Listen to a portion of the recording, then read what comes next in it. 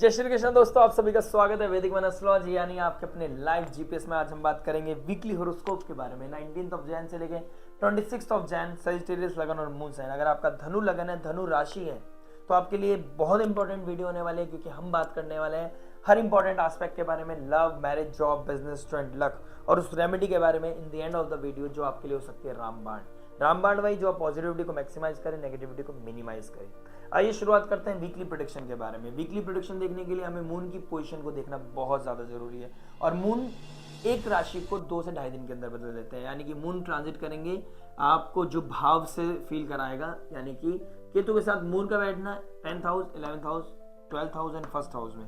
यानी कि in the end of the week जाके एक नई साइकिल स्टार्ट होगी मून की, और 4 घरों को ये ट्रांजिट कर लेंगे। पहले केतु के साथ मिलेंगे, फिर 12th हाउस में बैठ के नीच राशि में चले जाएंगे। लेकिन एक अच्छी पॉजिटिव चीज जो है, यानी कि अगर नेगेटिव है तो पॉजिटिव क्या हो सकती है, जुपिटर का एस्पेक्ट केतु मून के पोजीशन पर, जुपिटर का 7th एस्पेक्ट चंद्रमा जब नीच राशि के हो जाएंगे। उधर मरकरी आपके फर्स्ट हाउस से निकलकर चले गए हैं 2nd हाउस में, सूर्य के साथ बैठकर बुध आदित्य योग बना रहे हैं। बहुत अच्छा योग है, बहुत अच्छा कॉम्बिनेशन है। इसकी एनर्जी को ब्लेंड करेंगे आपके हर इंपॉर्टेंट एस्पेक्ट में। देखते हैं, समझते हैं क्या पोजीशन बन रही है।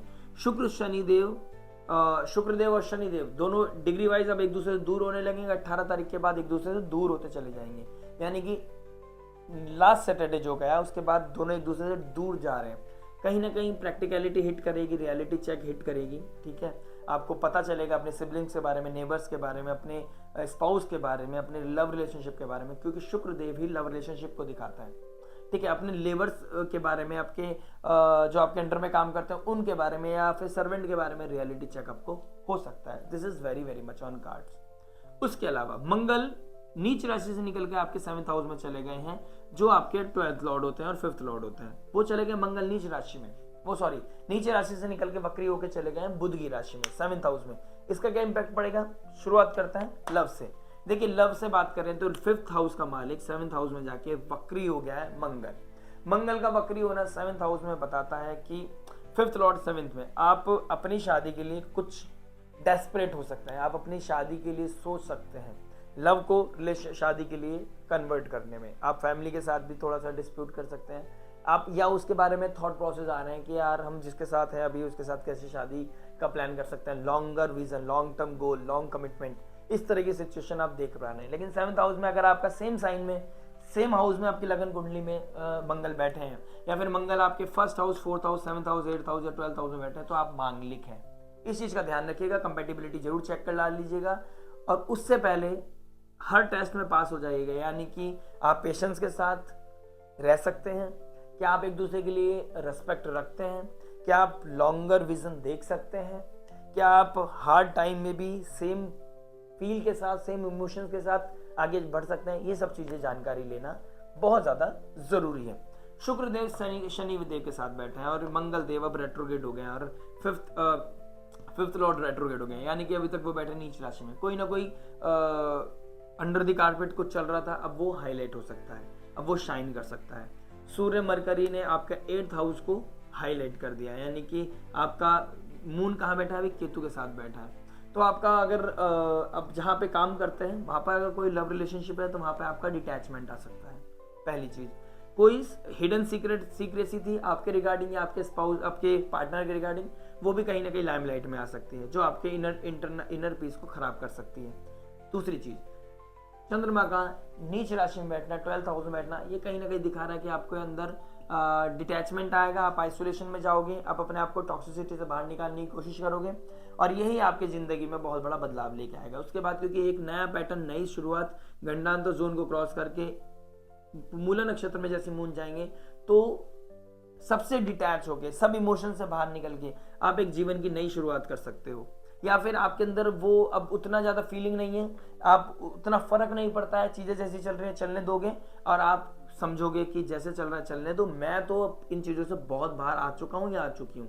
ठीक है, फैमिली में कोई, या स्पीच से रिगार्डिंग फैमिली में कोई दिक्कत परेशानी हो सकती है, या स्पीच से रिगार्डिंग आपके किसी को हर्ट कर सकते हो, या आपको कोई हर्ट कर सकता है सोल लेवल पे। इस तरह की सिचुएशन मुझे कहीं ना कहीं नजर आ रही है। तो उस चीज़ का ध्यान रखें। बाकी ज़्यादा जानकारी के लिए नेटल चार्ट दिखाना, आपका पर्सनल कुंडली दिखाना बहुत ज़्यादा ज़रूरी है।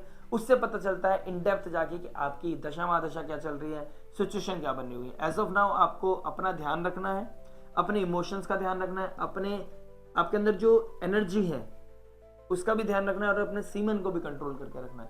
यानी कि ऐसा इंटेलिजेंस नहीं होना चाहिए जो बहुत सेक्सुअल हो जाए, ऐसी इंटीमेसी नहीं चाहिए जो बस सेक्स के लिए हो, ऐसा रिलेशनशिप नहीं होना चाहिए।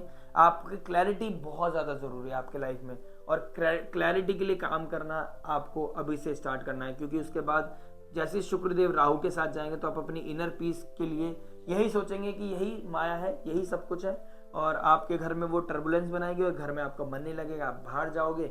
और बाहर आप शायद हो सकता है पढ़ने के बहाने से, जॉब के बहाने से आप बाहर रहते ही हो, तो सिचुएशन थोड़ी सी क्रिटिकल है। क्लैरिटी के लिए आपका नेटल चार्ट बहुत ज़्यादा जरूरी है। मैरिज के बारे में बात करते हैं, मैरिज क्या बता रहा है। देखिए 7th लॉर्ड कहाँ चले गए हैं, 2nd हाउस में। 7th लॉर्ड का 2nd हाउस में बैठना, कहीं ना कहीं 8th चले गए, अपने से 8th चले गए। स्पाउस की वजह से वेल्थ बढ़ सकता है, सडन कोई एंसेस्टर प्रॉपर्टी की वजह से कोई वेल्थ आ सकता है, ये भी सिचुएशन है, क्योंकि बुध आदित्य योग बना रहा है। शाइन कर सकते हो, कोई स्पिरिचुअल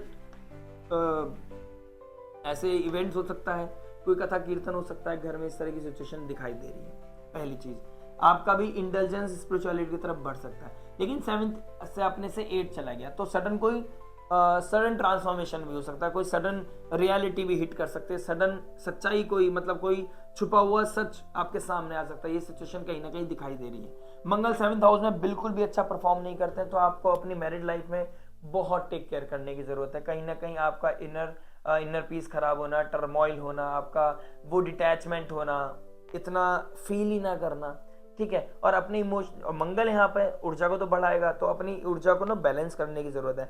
आप जितना हो सके उतना फिजिकल वर्कआउट करें, उतना ज़्यादा अच्छा है आपके लिए। हो सके तो जिम जाएं, फिजिकल वर्कआउट करें, घर के कार्य खुद करें। अगर आप जॉब पे हैं, बिजनेस पे, तो ज़्यादा अच्छा है शाम को आएँ, अपना चीज़ें नॉर्मल करें और फिर सो जाएं। अपना जो भी आपने प्लानिंग कर रखी है, हफ्ते में एक बार घूमने जाने का अच्छा प्लानिंग, अगर उतनी अंडरस्टैंडिंग आपके बीच में अभी है तो बहुत अच्छी सिचुएशन है। क्योंकि घर में राहु बैठे हैं, तो राहु केतु काम में भी मन नहीं लग रहा, केतु काम में मन नहीं लगा रहा है, राहु घर में टिकने नहीं दे रहा है, तो ये थॉट प्रोसेस को बहुत कंट्रोल कर रहा है। मदर की हेल्थ का ध्यान रखें और अपने वैल्यूज का ध्यान रखें, डिग्निटी का ध्यान रखें। कहीं ना कहीं केतु के साथ मून का बैठना आपको काम में डिटैच करेगा, आप सोचोगे घर पे जाके थोड़ा रेस्ट करेंगे, तो घर पे रेस्ट मिलेगा नहीं, क्योंकि घर में वो सिचुएशन है ही नहीं।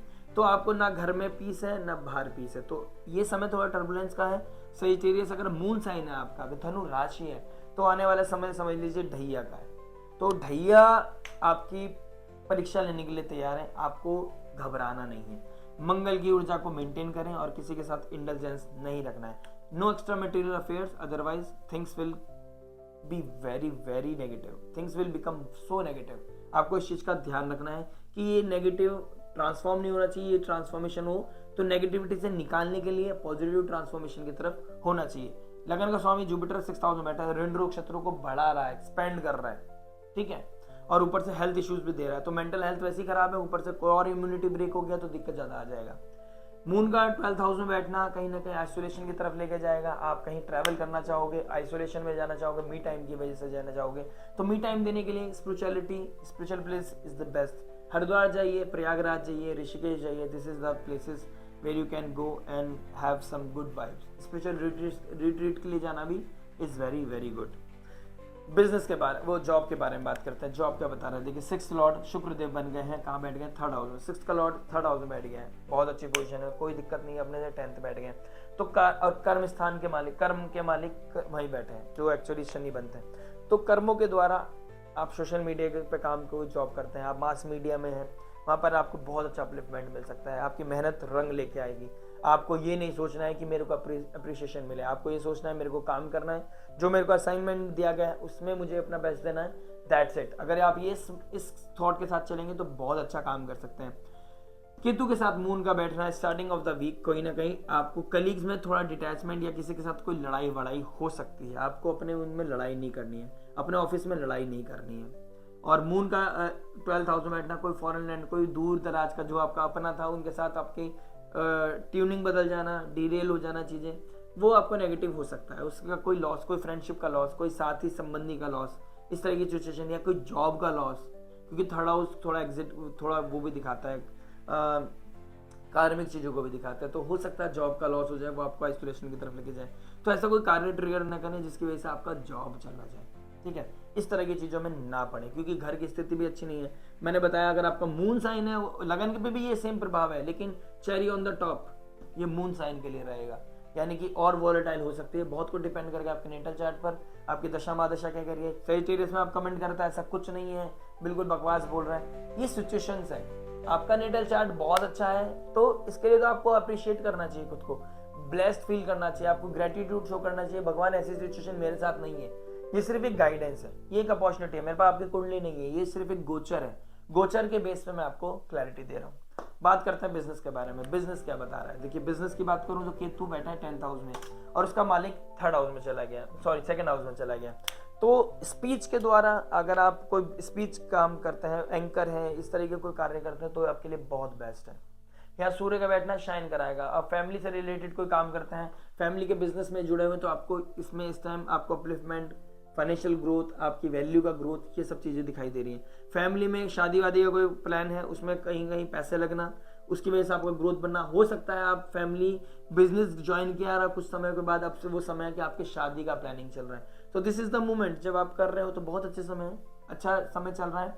कोई ना कोई प्रैक्टिकलिटी जरूर हिट करेगा, कोई रिस्पॉन्सिबिलिटी आएगी आपके ऊपर, ठीक है, और इस रिस्पॉन्सिबिलिटी को अपने बोथ हैंड से लेना है। और अब बिजनेस की बात करूं प्रॉपर, तो बिजनेस आपको क्या करना है, टीम लीडर के साथ काम करना है, टीम मैन बन के काम करना है। केतु डिटैच कर रहा है, आपका काम में मन उतना लग नहीं रहा है, तो टीम के साथ बना के चलें। कभी आपका मन नहीं कर रहा तो टीम के साथ थ्रू काम कराएं, और टीम का काम नहीं कर रहा तो आपको इंडल्ज होना पड़ेगा, आपको अंदर जाना पड़ेगा, उसमें आपको इन डेप्थ में जाना पड़ेगा। आपको पता होना चाहिए 0 से लेकर 10 तक कि आपको बिजनेस को क्या जरूरत है। तो कभी आपका मन नहीं तो टीम काम कर रही है, टीम का मन नहीं तो आप काम कर रहे हो, यानी कि आपको प्रॉपर सिस्टम चलता रहना चाहिए, कुछ रुके ना रुके, सिस्टम नहीं रुकना चाहिए, इस चीज का आपने ध्यान रखना है। रियलिटी चेक होना, आइसोलेशन में जाना, foreign land, foreign people, foreign culture के लोगों से मिलना, इस तरह का कोई डील बनाना, इस तरह का कोई प्लानिंग करना, this is very very much on card. Mangal 10th house से 7th हाउस से 1st हाउस को देख रहे हैं, तो आपका करेज बढ़ा हुआ दिखाई देगा लोगों को।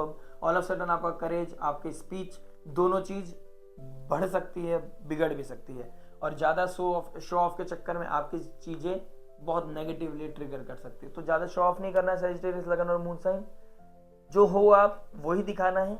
बेसिक चीजों पे काम करें, बेसिक ही कार्य करें, उससे ही आपके कार्य बनते चले जाएंगे। इस तरह की ब्लेसिंग्स जुपिटर 10th हाउस को एस्पेक्ट करके बता रहे हैं।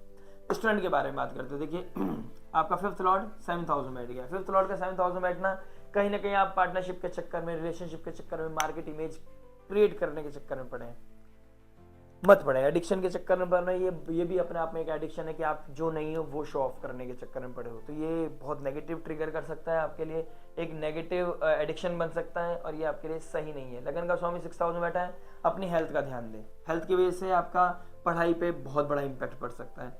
सब्जेक्ट मैटर एक्सपर्ट के पास जाएं, गुरु, टीचर के, काउंसलर के पास जाएं, ये बहुत अच्छा है। कहीं ना कहीं आपको मिड वीक में अकेलापन खाएगा, अकेलापन की वजह से आप कोई नेगेटिव ट्रिगर कर सकते हैं, बेड ब्लेजर की तरफ जा सकते हैं, तो इन चीज़ों में नहीं पड़ना है। अपने फादर की हेल्थ का ध्यान रखें, फादर की वैल्यू का ध्यान रखें, फादर की इमेज का ध्यान रखें। कोई भी कार्य ऐसा ना करें जिसके आपकी वजह से फादर की हेल्थ को या फादर की इमेज को दिक्कत परेशानी पहुंचे, ठीक है। पढ़ाई पे ध्यान दें, कंपटीशन के लिए तैयारी करें। जुपिटर 6th हाउस में बैठे हैं तो आपको मेहनत भी करनी है और धर्म का रास्ता ही पकड़ना है। अधर्म के रास्ते पे चले तो आपके नेगेटिविटी, नेगेटिव टाइम, डाउनफॉल आपका बहुत क्लियर दिखाई दे रहा है। लक और रेमेडी के बारे में बात करूं, देखिए लक और रेमेडी, 9th हाउस का मालिक 2nd हाउस में बैठ गया है। आप अपने घर में कोई धार्मिक कार्य कराएं, धर्म के प्रति कोई चीजें करें, बहुत अच्छा रहेगा। बाय लक आपके घर में कोई नया मेहमान आना, कोई नया शादी होकर कोई नया इंसान घर में बढ़ना, ये आपके लिए अल्टीमेट बहुत अपने आप में एक पॉजिटिविटी है, ठीक है। प्लस जुपिटर 1st हाउस का मालिक 6th हाउस में बैठा है, आपने क्या करना है, अपने जुपिटर को पावर देना है। टर्मरिक मिल्क पीजिए एवरी थर्सडे, ठीक है।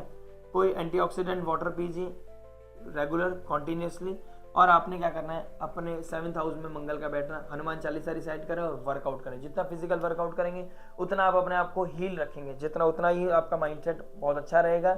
और 2nd हाउस में सूर्य और मरकरी बैठे हैं, स्पीच का जितना हो सके उतना कंट्रोल में रख के कार्य करें, उतना कंट्रोल में रहे, everything is fine other than this.